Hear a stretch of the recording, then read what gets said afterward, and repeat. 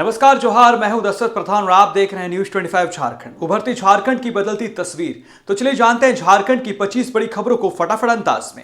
उससे पहले यदि आपने हमारा चैनल को सब्सक्राइब नहीं किया है तो चैनल को अभी सब्सक्राइब कर दे, बेल आइकन को प्रेस कर दे और वीडियोस को लाइक शेयर जरूर करें। तो पहली खबर देखिए, जहां बेबी महतो ने झारखंड सरकार की नई उत्पाद नीति का किया विरोध।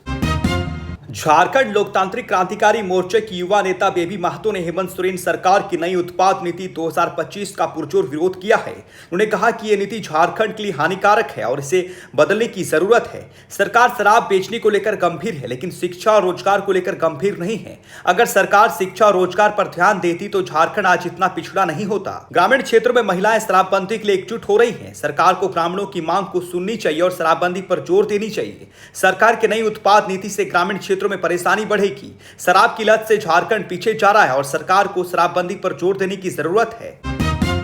अगली खबर देखिए, जहां झारखंड में नक्सलबाड़ी लड़ाई सप्ताह पर अलर्ट, एटीएस को सौंपी गई बड़ी जिम्मेदारी। झारखंड में शुक्रवार मध्यरात्रि से भाकपा माओवादी का नक्सलबाड़ी लड़ाई सप्ताह शुरू हो गया है। यह नक्सलबाड़ी सप्ताह 29 मई तक चलेगा, जिस दौरान जिलों को अलर्ट रहने को कहा गया है। बताया गया है कि नक्सलबाड़ी लड़ाई सप्ताह शुरू होने की जानकारी मिलते ही पुलिस मुख्यालय ने सुरक्षा को ध्यान में रखते हुए राज्य के समस्त जिलों को अलर्ट कर दिया है। इस दौरान ऐसे जिलों में सुरक्षा के विशेष इंतजाम करने के लिए निर्देश दिए गए हैं जिन इलाकों में नक्सलियों की सक्रियता अधिक है। इस संबंध में पुलिस अधिकारियों से जानकारी मिली कि पूर्व मध्य रेलवे की ओर से नक्सलबाड़ी लड़ाई सप्ताह शुरू होने को लेकर पुलिस मुख्यालय को एक पत्र मिला है। इस पत्र में संभावना जताई गई है कि उक्त अवधि में नक्सलियों द्वारा सुरक्षा बल, कैंप सहित अन्य स्थानों पर हमला किया जा सकता है। इस स्थिति से निपटने के लिए सुरक्षा को लेकर पर्याप्त इंतजाम करने का अनुरोध किया गया था। मालूम हो कि एटीएस को नक्सली गतिविधियों पर विशेष नजर रखने की जिम्मेदारी दी गई है।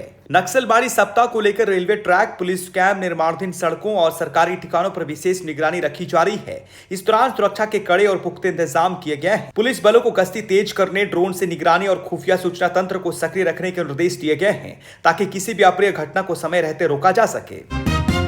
आखिरी खबर देखिए, जहां पहलगाम आतंकी हमले में मारे गए आईबी अफसर मनीष रंजन के परिजनों से मिली मंत्री शिल्पी नेहा तुर्की, दिया गया आश्वासन।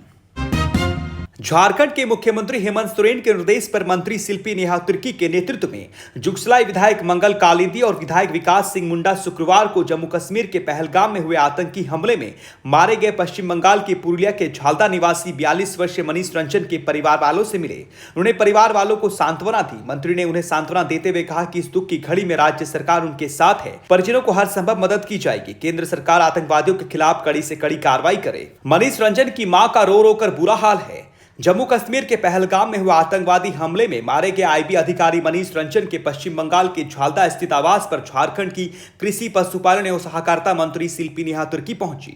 मुख्यमंत्री हेमंत सोरेन के निर्देश पर मंत्री शिल्पी नेहा तुर्की के नेतृत्व में जेएमएम विधायक विकास सिंह मुंडा और जेएमएम विधायक मंगल कालिंदी ने शोक संतप्त परिवार से घटना की जानकारी ली। इस दौरान आईबी अधिकारी मनीष रंजन की मां का रो रो कर बुरा हाल था। पिता मंगलेश कुमार मिश्रा ने बातचीत के क्रम में बताया कि बचपन से ही मनीष रंजन मेधावी छात्र थे। सिर्फ शिक्षा ही नहीं, क्रिकेट में उनकी प्रतिभा और संगीत कला ने उन्हें अपने प्रियजनों के बीच लोकप्रिय बनाए रखा। आज जब वे नहीं रहे तो ऐसा लग रहा है कि जैसे सब कुछ खत्म हो गया है। आईबी अधिकारी मनीष रंजन के परिजनों से मिलने के बाद झारखंड की कृषि, पशुपालन एवं सहकारिता मंत्री शिल्पी नेहा तुर्की ने कहा कि इस घटना से हम सभी आहत हैं। परिजनों ने कुछ समस्या रखी है जो जायज है, जैसे दूसरे राज्य में शिक्षा ग्रहण कर रहे बच्चों को टीसी की बात हो या केंद्र सरकार द्वारा नौकरी के प्रावधान की बात हो। इन समस्याओं को सीएम हेमंत सोरेन के समक्ष रखा जाएगा। राज्य सरकार पीड़ित परिवार को हर संभव मदद के लिए तैयार है। अगली खबर देखिए, जहां जसीडीह में बड़ा हादसा, निर्माणाधीन स्पिलवे का स्लैब गिरने से 5 मजदूर गंभीर रूप से घायल। जसीडीह थाना क्षेत्र के पुनासी जलाशय में शनिवार की शाम बड़ा हादसा हो गया। यहां निर्माणाधीन स्पिलवे का स्लैब सेंटरिंग सहित गिर गया, जिससे मौके पर कार्यरत 5 मजदूर गंभीर रूप से घायल हो गए। इस हादसे में 2 जूनियर इंजीनियर को भी मामूली चोटें आई हैं। हादसे के पीछे निर्माण कार्य में बरती जा रही लापरवाही और घटिया सामग्री के इस्तेमाल की आशंका जताई जा रही है।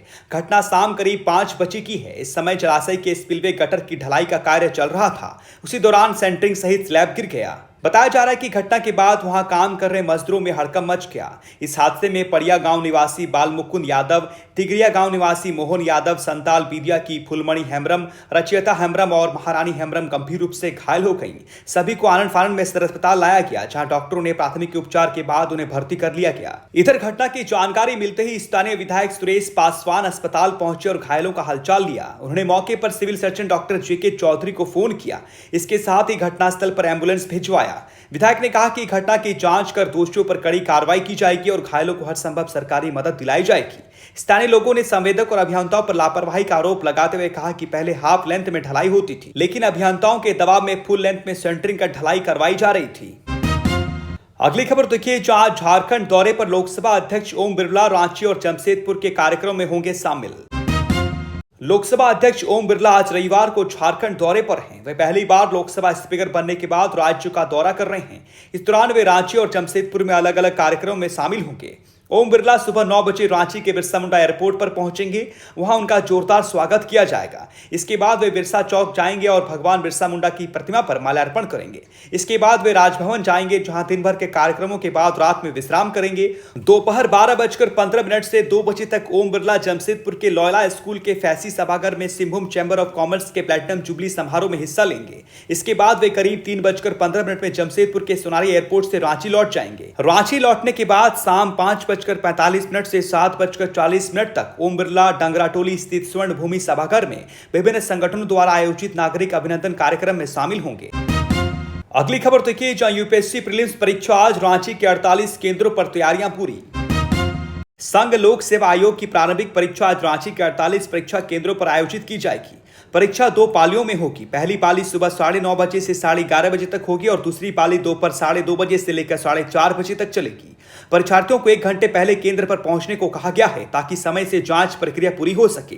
परीक्षा के शांतिपूर्ण संचालन के लिए प्रशासन ने परीक्षा केंद्रों के 200 मीटर के दायरे में निषेधाज्ञा लागू कर दी है, जो सुबह 7:30 बजे से लेकर शाम 7:30 बजे तक प्रभावी रहेगी। डीसी और एसएसपी ने परीक्षा के दौरान कड़ी निगरानी रखने के लिए पुलिस बल और दंडाधिकारियों की तैनाती की है।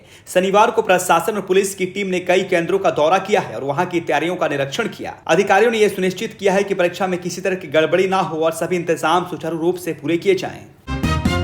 अगली खबर देखिए, मौसम से जुड़ा हुआ है, जो झारखंड में बदलेगा मौसम का मिजाज, रांची और आसपास बारिश के आसार। झारखंड का मौसम आज बदल सकता है। मौसम विभाग ने बताया है कि राजधानी रांची और आसपास के इलाकों में आज हल्की बारिश हो सकती है। कहीं कहीं तेज हवा और बिजली गिरने की भी संभावना जताई गई है। सोमवार और मंगलवार को बादल थोड़े हल्के रह सकते हैं, लेकिन 28 मई के बाद प्री मानसून गतिविधियां तेज हो सकती है। मौसम विभाग के अनुसार बंगाल की खाड़ी में बना एक निम्न दबाव का क्षेत्र पूरे राज्य में असर दिखाएगा। इस कारण रांची और अन्य जिलों में बारिश होने की संभावना है। साथ ही ओडिशा के तट इलाके में बने चक्रवात सिस्टम से यह सिस्टम उत्तर पश्चिमी दिशा में आगे बढ़ेगा, जिससे झारखंड के दक्षिण हिस्सों में अधिक बारिश हो सकती है। पिछले 2 दिनों से रांची और आसपास बादल छाए हुए हैं। राज्य के कुछ जिलों में बीते 24 घंटों में बारिश भी हुई है। इसके चलते तापमान में गिरावट दर्ज की गई है। शनिवार को रांची का अधिकतम तापमान 30.9 डिग्री सेल्सियस रहा, जो सामान्य से 6 डिग्री कम था। न्यूनतम तापमान 23 डिग्री दर्ज किया गया। पूरे राज्य में मेदिनीनगर सबसे गर्म रहा, जहां तापमान 35.2 डिग्री मापा गया। मौसम वैज्ञानिकों के अनुसार इस साल मानसून केरल, तमिलनाडु, कर्नाटक और मिजोरम में समय से पहले पहुंच चुका है। झारखंड में मानसून आमतौर पर 10 से 15 जून के बीच आता है, लेकिन इस बार ये जल्दी आ सकता है। अगर स्थितियां ठीक रही तो मानसून झारखंड में 3 से 5 जून के बीच दस्तक दे सकता है। रांची मौसम केंद्र के वैज्ञानिक अभिषेक आनंद ने बताया कि मानसून अब उत्तर भारत की ओर बढ़ेगा और आने वाले दिनों में झारखंड में भारी बारिश आ सकती है। अगली खबर देखिए, जहां चूटिया थाना क्षेत्र में ओवरब्रिज के पास युवक की हत्या, पुलिस जांच में जुटी। रांची के चूटिया थाना क्षेत्र के ओवरब्रिज के पास देर शाम एक युवक की हत्या का मामला सामने आया है। घटना की सूचना मिलते ही चूटिया पुलिस मौके पर पहुंची और मृतक का शव कब्जे में लेकर रिम्स भेज दिया। साथ ही एफएसएल टीम भी घटनास्थल पर पहुंचकर साक्ष्यों की जांच कर रही है। पुलिस मामले की गहराई से जांच कर रही है और हत्या के कारणों का पता लगाने में जुट गई है। एक अन्य खबर के मुताबिक रांची पुलिस ने मारपीट और गोलीबारी के एक मामले में फरार चल रहे पूर्व पार्षद समेत 5 नामजद आरोपियों के घरों पर कोर्ट से जारी इस्तेहार चिपकाया है। ये कार्रवाई हिंदपीढ़ी थाना पुलिस ने कोतवाली डीएसपी प्रकाश सॉय की अगुवाई में की है। उल्लेखनीय है कि 21 जनवरी 2025 को इरशाद और पप्पू नामक युवक की पिटाई का एक वीडियो सोशल मीडिया पर वायरल हुआ था। इसी घटना के आधार पर यह प्राथमिकी दर्ज की गई थी। अगली खबर देखिए, जहां चंपाई सोरेन का तीखा हमला, आदिवासियों की मुद्दों पर कांग्रेस ने किया ड्रामा। पूर्व मुख्यमंत्री और भाजपा नेता चंपाई सोरेन ने कांग्रेस पर आदिवासियों के मुद्दों को लेकर तीखा हमला बोला है। उन्होंने कहा कि कांग्रेस सरनाधर्म कोड के नाम पर राजनीति करने का ड्रामा कर रही है, जबकि सच्चाई यह है कि 1871 से अस्तित्व में रहे आदिवासी धर्म कोड को 1961 में कांग्रेस सरकार ने ही खत्म कर दिया था। चंपाई सोरेन ने याद दिलाया कि कांग्रेस के नेतृत्व वाली यूपीए सरकार ने 2014 में सरनाधर्म कोड की मांग को अव्यवहारिक बताकर ठुकरा दिया था। उन्होंने आगे कहा कि कांग्रेस अब आदिवासी समाज के हक में बोल रही है, लेकिन इतिहास गवाह है कि इसी पार्टी ने झारखंड झारखंड आंदोलन के दौरान कई बार आदिवासियों पर गोली चलवाई। कांग्रेस ने झारखंड राज्य और संथाली भाषा को मान्यता देने के नाम पर आदिवासी समाज को बार बार धोखा दिया है। उन्होंने भाजपा की भूमिका की सराहना करते हुए कहा कि अगर केंद्र में अटल बिहारी वाजपेयी के नेतृत्व में भाजपा की सरकार नहीं बनी होती तो ना झारखंड राज्य बनता और ना ही संथाली भाषा को संवैधानिक मान्यता मिलती। चंपा सोरेन ने 1967 की एक अहम घटना को भी याद दिलाया। उन्होंने बताया कि जब बाबा कार्तिक उरांव ने धर्मांतरित आदिवासियों के लिए डीलिस्टिंग विधेयक पेश किया था तो संसद की समिति की सिफारिशों और 348 सांसदों के समर्थन के बावजूद कांग्रेस सरकार ने उस बिल को रोक दिया। अगर वो विधेयक पास हो गया होता तो आज आदिवासी समाज की स्थिति बहुत बेहतर होती। पूर्व सीएम ने कहा कि कांग्रेस हर बार आदिवासी समाज को धोखा देती रही है। कांग्रेस को आदिवासियों के मुद्दों पर बोलने का कोई अधिकार नहीं है। उसके शीर्ष नेतृत्व को पहले ही अपने करतूतों के लिए देश भर के आदिवासी समाज से माफी मांगनी चाहिए।